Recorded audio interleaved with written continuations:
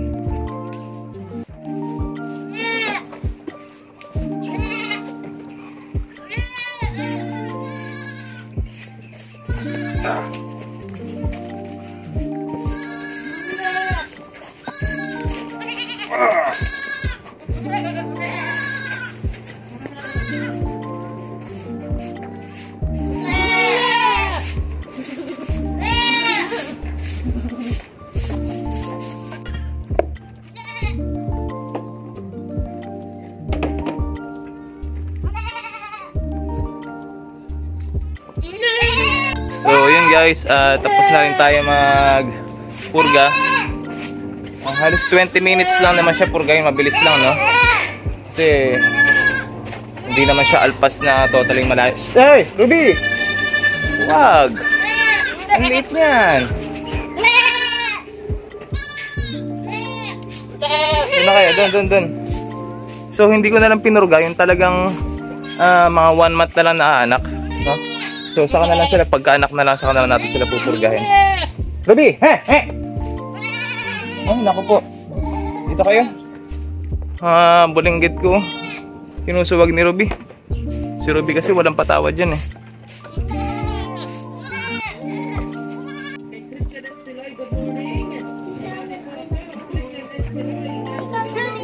Hi, si Sunny. Janan. Ay, di namin po eh.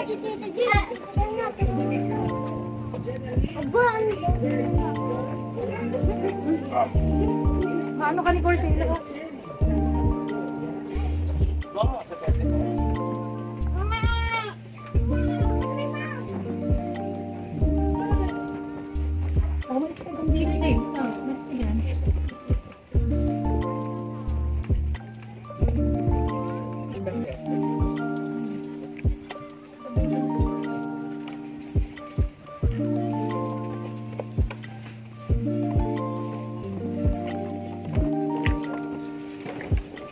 Malabas din ka.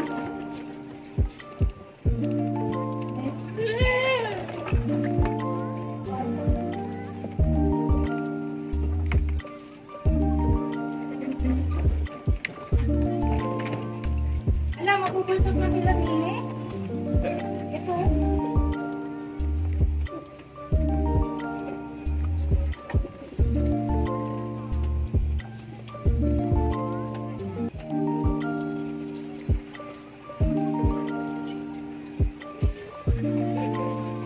May pako ka ba na? Meron may kawayan dito.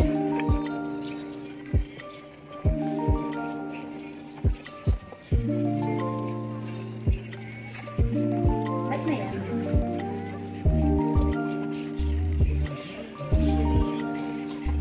Pilipin mo dito dali. Yung puwerta ni Yula. Kitang-kita dyan. Uy! Check mo.